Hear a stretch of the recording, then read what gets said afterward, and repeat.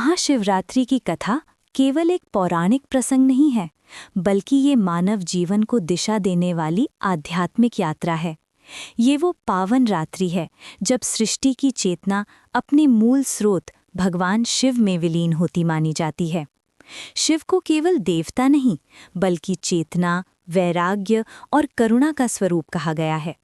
और महाशिवरात्रि उसी शिव तत्व को अनुभव करने की रात्रि है।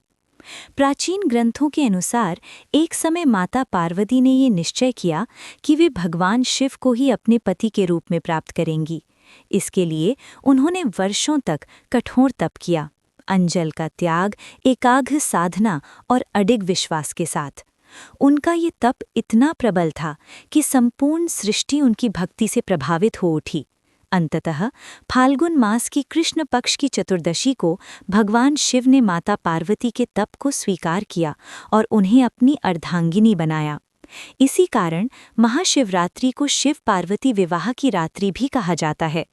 ये कथा हमें सिखाती है कि सच्ची भक्ति, धैर्य और समर्पण से जीवन का हर लक्ष्य प्राप्त किया जा सकता है। एक अन्य अत्यंत प्रभावशाली कथा समुद्र मंथन से जुड़ी हुई है। देवताओं और असुरों ने जब अमृत की प्राप्ति के लिए समुद्र मंथन किया तो उससे पहले भयंकर विष हलाहल प्रकट हुआ। ये विष इतना उग्र था कि उससे तीनों लोकों के नष्ट होने का भय उत्पन्न हो गया। तब सभी देवता भगवान शिव की शरण में पहुंचे।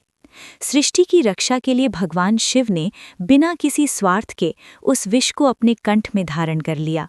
माता पार्वती ने अपने हाथों से शिव के कंठ को थाम लिया ताकि विष नीचे ना उतर पाए।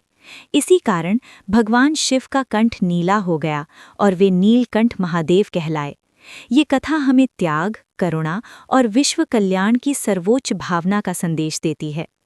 शिव पुराण में ये भी वर्णित है कि एक बार एक शिकारी अनजाने में महाशिवरात्रि की रात्रि को बेलपत्र शिवलिंग पर अर्पित करता गया और पूरी रात जागरण करता रहा। उसे अपने कर्म का ज्ञान नहीं था, लेकिन उसकी अनजानी भक्ति से भगवान शिव प्रसन्न हो गए और उसे मोक्ष की प्राप्ति हुई।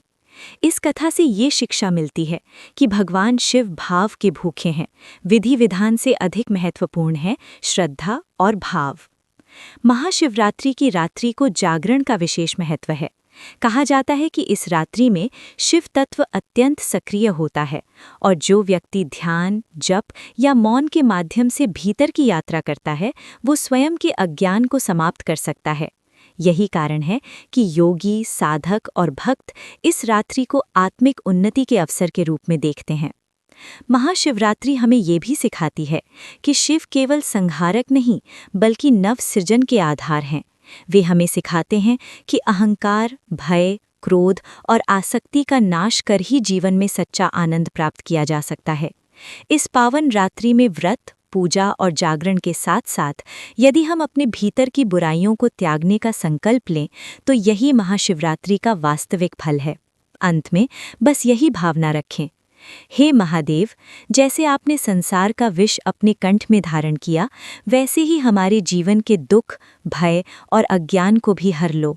हमें सत्य, शांति और करुणा के मार्ग पर चलने की शक्ति दो। हर हर महादेव, जय भोलेनाथ।